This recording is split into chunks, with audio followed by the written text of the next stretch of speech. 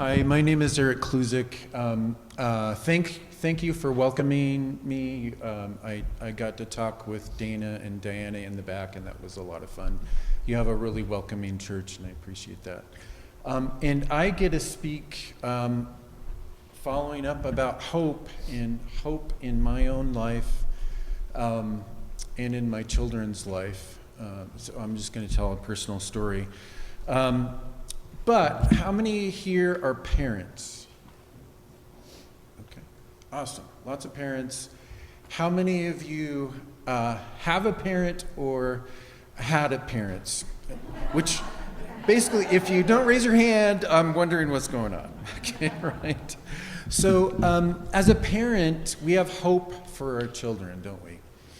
And I remember back when my kids were born, and I had this hope and these expectations for them when they were born. And I remember was given the advice that you don't automatically bond with your kids, so you need to spend time with them. You need to bond with them. And so I remember when they were born, spending a whole bunch of time having them hold my finger, and the main thing I thought about was hope for their future. And I expected, so I have 3 kids. We had a girl, and then we had a boy.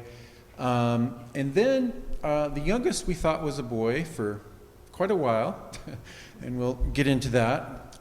But I held their fingers, and I had all these expectations for in hope for what their future was going to be like, and that I was going to get to participate in graduations and marriages and kids and all this kind of stuff. I had this hope, right? And as parents, we have that hope. And sometimes it doesn't turn out that way, though, but that's okay. So I like to start off with saying I grew up as a conservative Lutheran in even more conservative Utah. I married my wife, and we've been married about 37 years, who's conservative LDS. I have voted for more conservative candidates than liberal. And when I moved to Boulder because I had a job at NCAR in Boulder.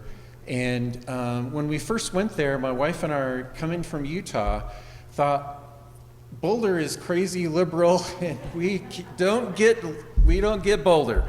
So we moved to Longmont. It's a little more conservative. We thought we were more comfortable there, and we thought we could, protect our kids from crazy liberal Boulder. And the crazy thing is that changed over time. So we're here for a while. My youngest was born here, and so I remember how long I've been here, basically by how old she is. She's turning 29. I don't know how that happened. She's going to turn 29 in just a few days. But we both my wife and I had these attitudes that the LGBT community were doing something wrong. And we both thought, there's scriptural basis for this, and that's just the right way things need to be done. But God has a sense of humor, right?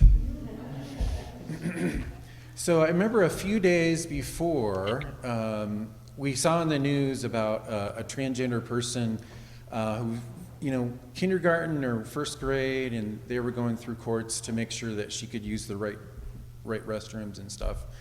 And my wife and I were both convinced their parents must have wanted the opposite gender child, and that's why they have a transgender child.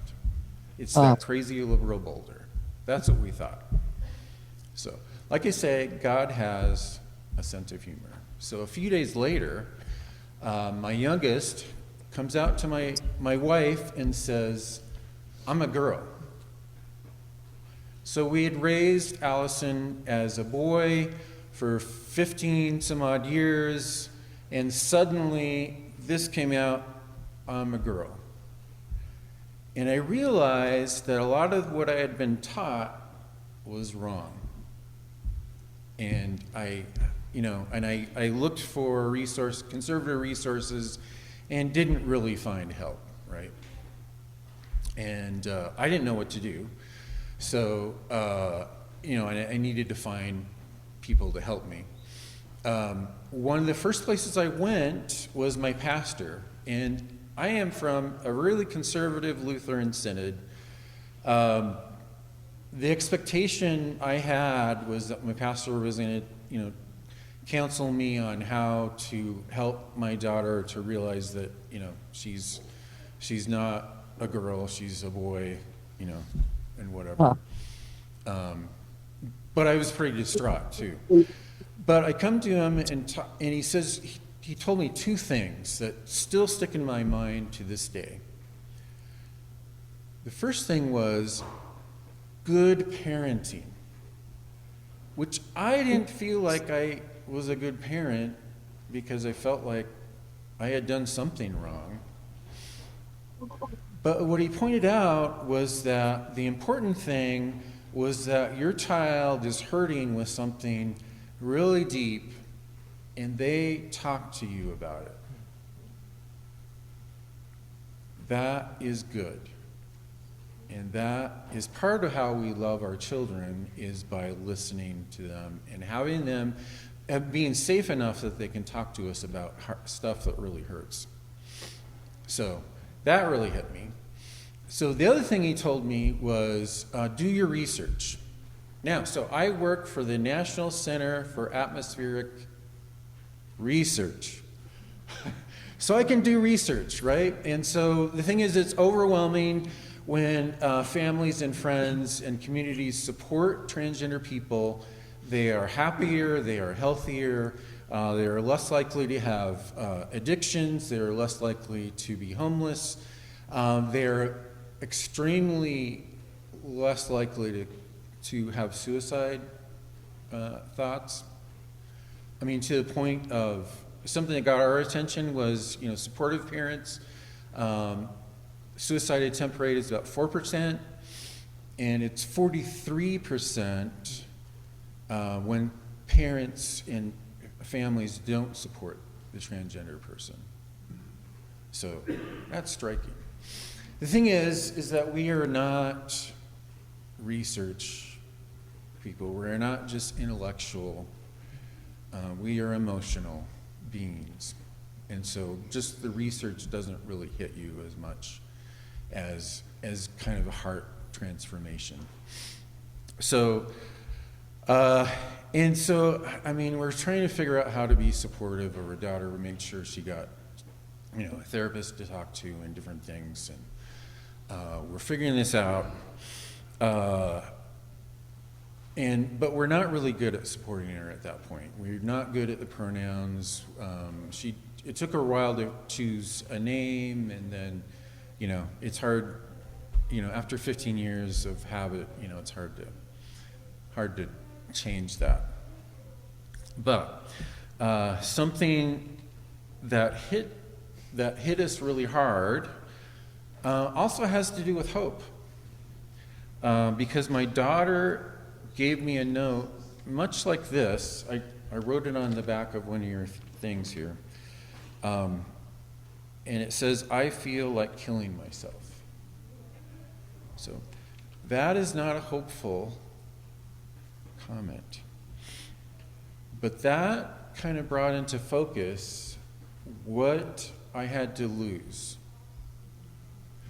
The thing is that, so that was the first time one of the first times I guess I had learned about suicide and suicide attempts. I just lost a brother to suicide it was really about a month ago. And he did not have hope. But when we love people and we take care of them, they can start to have hope. So this note turned me around and got me to thinking about God's love. So we have Love is love. Got me thinking about God's love. God loves us unconditionally, right? Can I extend that same love to my daughter?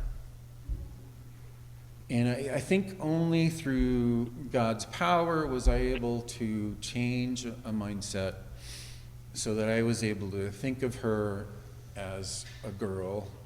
And at this point, it's hard for me to say that she was ever a boy or think of her that way or her old name. But, because it's all switched. But I think God helped me to love my daughter unconditionally.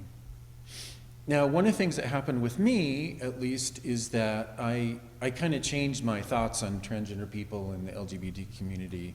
And, I'm much more accepting and affirming of that. The thing is, you don't even have to go there.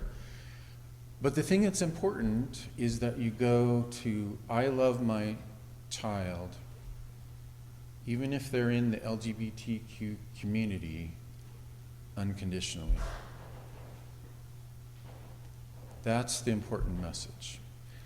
So as parents, I hope you choose your child. I hope you choose love. And I hope you choose hope. Thank you.